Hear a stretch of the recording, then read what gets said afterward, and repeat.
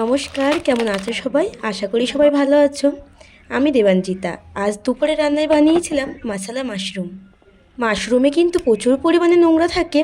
আমি 3 থেকে 4 বার জল পাল্টে পাল্টে ধুয়ে নিয়েছি। আর ধোয়ার সময় বেশি জোরে ঘষাঘষি করা যাবে না, একদম আলতো হাতে ধুতে হবে, না হলে ওপরের ছালটা উঠে যাবে। মাশরুমগুলোকে কেটে নেওয়ার পর নুন, হলুদ, লঙ্কা গুঁড়ো আর সাদা তেল দিয়ে বেশ কিছুক্ষণ মেখে রেখে দেবো।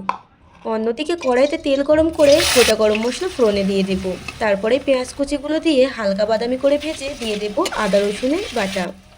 একটুখানি ভেজে দিয়ে দেব টমেটো কুচি। মশলাগুলোকে হালকা ভেজেই দিয়ে দেব হলুদ গুঁড়ো, জিরে গুঁড়ো আর ধনে গুঁড়ো। একটুখানি জল দিয়ে কষিয়ে দিয়ে দেব লঙ্কা গুঁড়ো। তারপরেই দিয়ে দেব আগে থেকে বেটে রাখা কাজু বাদাম আর পোস্ত। মশলাটাকে ভালো করে কষিয়ে নিয়ে দিয়ে দেব মাশরুমগুলো। আলতো হাতে মশলার সঙ্গে মিশিয়ে নেব ভালো করে নেড়ে চেড়ে। তারপরে কষে তেল ছেড়ে দিলে দিয়ে দেবো ওপর থেকে পরিমাণ মতো জল। জল দিয়ে আমি 10 মিনিট মতো ঢাকা দিয়ে রেখেছিলাম। তারপরে ঢাকনা খুলে কাঁচা লঙ্কা, ধনেপাতা দিয়ে একটুখানি ফুটিয়ে শেষে গরম মশলা দিয়ে নামিয়ে নিলেই কিন্তু রেডি আমাদের মশলা মাশরুম। রেসিপিটা কেমন লাগলো তোমরা কিন্তু অবশ্যই জানিও। ভাত না, এটা কিন্তু রুটিতেই ভালো লাগবে।